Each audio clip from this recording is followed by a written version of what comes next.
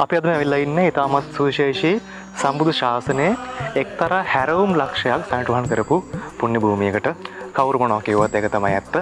මොකද මේ සම්බුදු ශාසනයේ මේට අවුරුදු 10කට පමණ කලින් තිබ්බේ ජාතක කතාවක් කියලා තේරුම කියන එකයි අම්මා ගැන කවි බණ ටිකක් කියන එකයි ඔච්චරයි.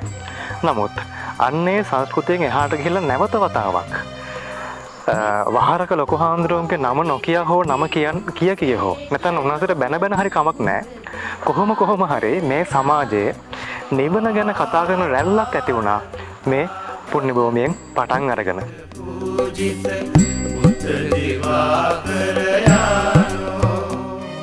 ඉතින් තව නොබෝ දිනකින් උදා වෙන ඒ උතුම් වෛශාඛ මංගල්‍ය වෙනුවෙන් මැයි 24 වෙනි ඉරුදින ආරම්භ වෙන මේ පුණ්‍ය භූමියේදී සතිය නගන සතිය ඒ ප්‍රතිපත්ති පූජාමය වැඩසටහන් මාලාව.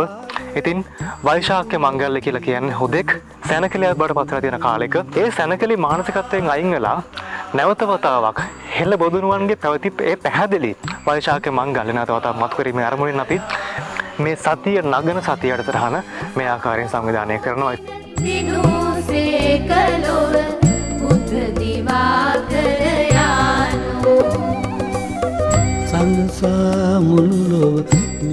මේ සම්බුද්ධ ශාසනය විවිධාකාර මට්ටම් වලදී අපේ ස්වාමීන් වහන්සේලා අපිට ජාතක කතාවක් හරි කියලා දුන්නා. එයාගේම පන්සිල් රකින්න කියලා කියලා දුන්නා. එහෙමත් නැත්නම් අම්මා ගැන තාත්තා ගැන කවි බණක් කියලා ඒ මව් ගුණයට පිය ගුණයට පහදිනට අපිට කියලා දුන්නා. ඉතින් මේ වගේ දේවල් කරා. නමුත් සම්බුද්ධ ශාසනය කියලා කියන්නේ එතනින් එහාට තියෙන පැහැදිලි නිවන් මඟ දක්වා යනා වූ ගමන. ඉතින් අපි මේ සතිය නගන සතිය භාවනා වැඩසටහනේදී සූදානම් වෙනවා ඔබට ඔබේ හිතේ අන්නේ වෙනස නැවත වතාවක් ඇති කරන්න.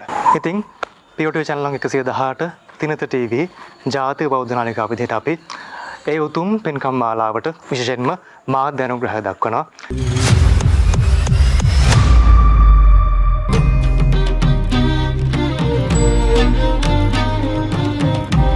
සම්බුදු සසුනේ මේ ළඟ ස්වර්ණමය යුගය උදෙසා නූතනයේ පෙර ගමන් කරු තිනිත TV මේ ඔබේ නාලිකාවයි. අපි ඔබට ආරාධනා කරනවා එන්න මේ මේත් ගණන උතුම් පින්බිමට වෛශාඛ මංගලට දවස් 7ක ඉඳලා තමන්ගේ හිත ආර්ය සතියේ තබාගෙන සතියක් ඉන්න. අපිත් එනවා ඔබත් එන්න. මේ තමයි සතිය නගන සතිය මේත් ගණන වෛශාඛ මංගල්‍ය 2026.